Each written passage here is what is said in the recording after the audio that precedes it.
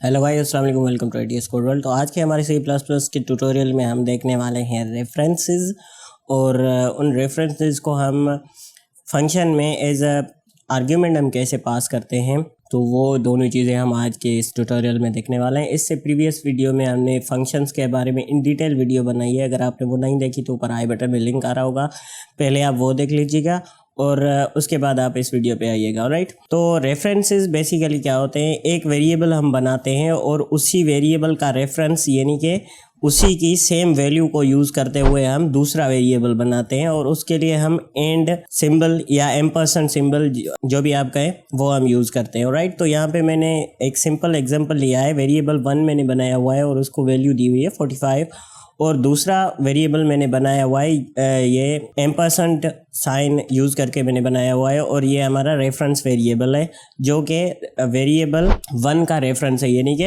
Variable 1 में जो भी वैल्यू स्टोर्ड है वो सेम वेरिएबल 2 में भी होगी। राइट, उसका रेफरेंस इसमें होगा। राइट, तो इसको मैं समझाने के लिए इसको हम कंपाइल करते हैं और रन करके आपको चेक कराता हूँ। दोनों की जो आउटपुट है वो हमें सेम मिलेगी। राइट, तो यहाँ पे आप देख सकते हैं कि वेरिएबल 1 जो कि हमारा 45 है, जो कि हमने यहाँ पे ऑलरेडी डिफ़ाइन कर रखा है और उसकी वैल्यू भी हमने 45 असाइन कर रखी है। और दूसरा जो वेरिएबल है हमारा वेरिएबल 2 जो कि रेफरेंस है वेरिएबल 1 का।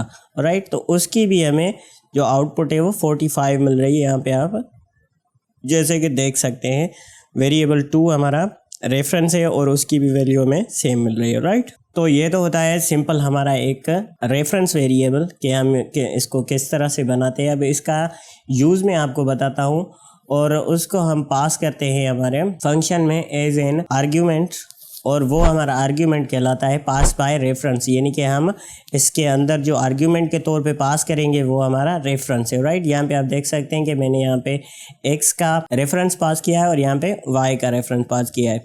तो ये हमने प्रोटोटाइप लिखा है हमारे फंक्शन का और उसका स्वैप नाम है, इंटीजर टाइप का है। ये सारी चीज़ें हम देख चुके हैं ऑलरेडी हमारे फंक्शन वाले ट्यूटोरियल में। और अब इसमें हम इस नंबर्स को हम देखते हैं कि हम इन नंबर्स को स्वैप किस तरह से कर सकते हैं। यानी कि जो वेरिएबल हमारा 1 है उसके अंदर वेरिएबल 2 की वैल्यू और 2 के अंदर 1 की वैल्यू। राइट, तो बिफोर स्वैप के लिए मैंने यहाँ पे लिखा हुआ है, तो यहाँ पे हमें वो ही सेम आउटपुट मिलेगी। यानी कि वेरिएबल 1 में हमें 50 मिलेगा और वेरिएबल 2 में हमें 100 मिलेगा। राइट, और उसके बाद मैंने यहाँ पे स्वैप फंक्शन को कॉल किया है। स्वैप फंक्शन क्या करता है कि हमारे जो वेरिएबल्स हैं उनको स्वैप कर देता है। यानी कि वेरिएबल 1 की वैल्यू वेरिएबल 2 में होगी और 2 की 1 में होगी। राइट, तो ये किस तरह से काम करता है उसके लिए मैंने इस फंक्शन को यहाँ पे डिफ़ाइन किया हुआ है और मैं इसको एक्सप्लेन भी करता हूँ। तो सबसे पहले हमें उसके लिए 3 वेरिएबल लेने पड़ेंगे। 2 तो ऑलरेडी हमने ले रखे हैं x एंड y जो कि हमें आर्ग्यूमेंट्स में से मिल रहे हैं, और एक तीसरा वेरिएबल मैंने यहाँ पे बनाया हुआ है z, और z को मैंने इनिशियलाइज़ किया हुआ है x के साथ। यानी कि z की जो वैल्यू है वो x वाली सेम होगी। अब इस केस में हमारे पास x की वैल्यू है वो 50 है। राइट, तो z को भी मैंने सेम x के इक्वल कर दिया, यानी कि अब z की भी वैल्यू 50 है।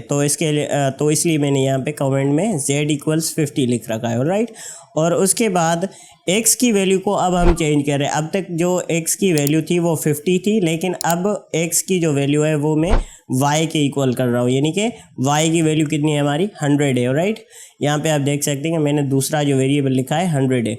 तो अब हमारे जो x की वैल्यू है वो 100 हो चुकी है। राइट, और उसके बाद अब y की वैल्यू यहाँ तक तो 100 है, लेकिन अब यहाँ पे इस लाइन पे मैं y की जो वैल्यू है वो अगेन z के इक्वल कर रहा हूँ। तो z की वैल्यू हमने इनिशियली कितनी रखी है 50 रखी है। तो यानी कि अब x में 100 आ जाएगा और y में 50 आ जाएगा, और लास्ट में मैंने रिटर्न 0 लिखा है।